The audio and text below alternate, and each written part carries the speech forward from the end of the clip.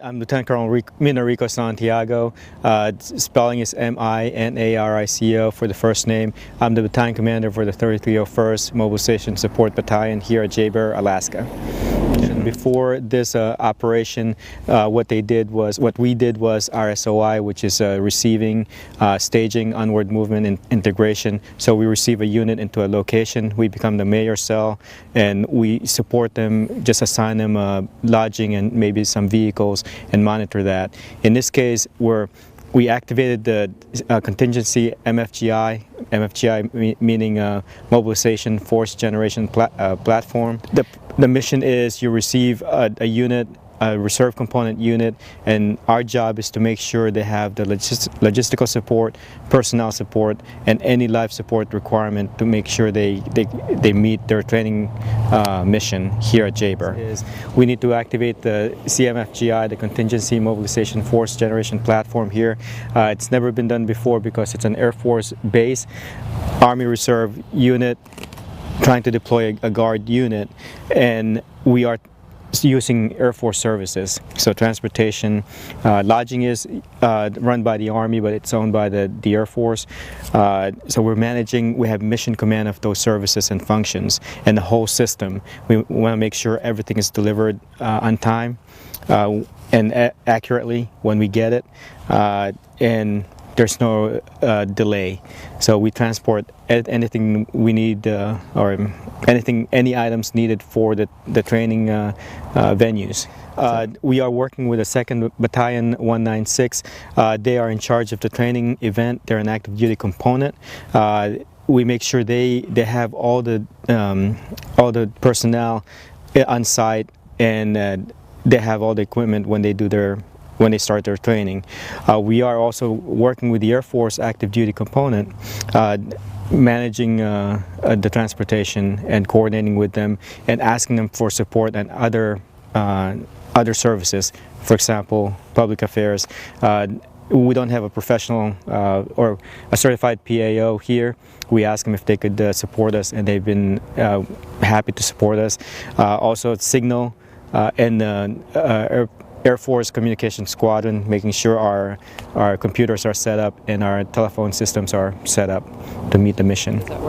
In our case, we do dispatch the vehicles, but before we did that, we picked up the vehicles prior to the guard unit's arrival or deploying unit's arrival.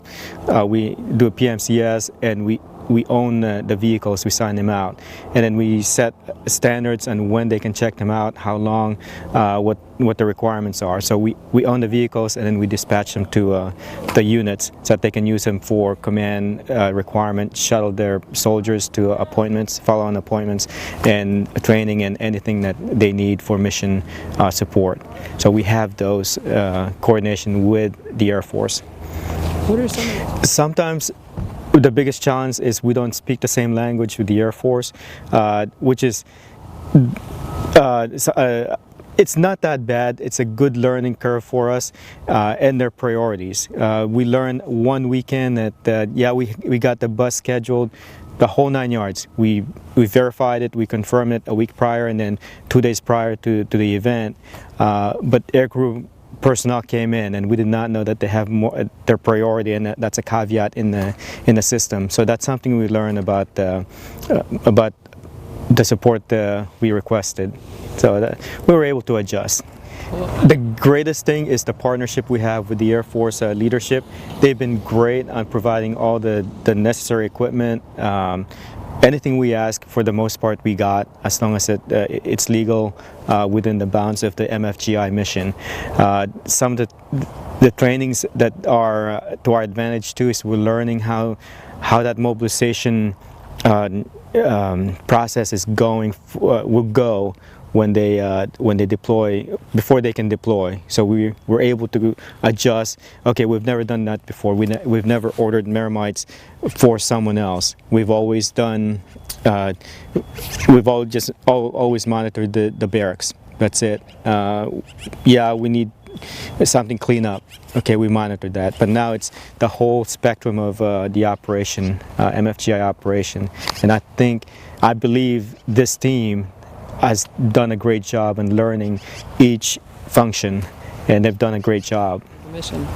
Way ahead for us in we need to develop those SOPs. We've developed initial SOPs based on what we understood before we got on ground, but now we have that experience, who to talk to, what the priorities are, and the timelines and requirement for our talk.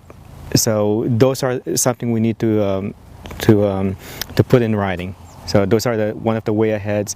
And also something to consider for us is, okay, do we need to put people on ADOS or soldiers on ADOS a few days, a few weeks prior to us, the whole unit mobilizing, so that they can make proper introduction, coordination, and anything in that effect to make sure from day one everything is set for us. We got the keys, we got the vehicles, we got the paperwork that we need to sign, we know where to pick up the ammo, we know who to talk for onward movement, so in that effect.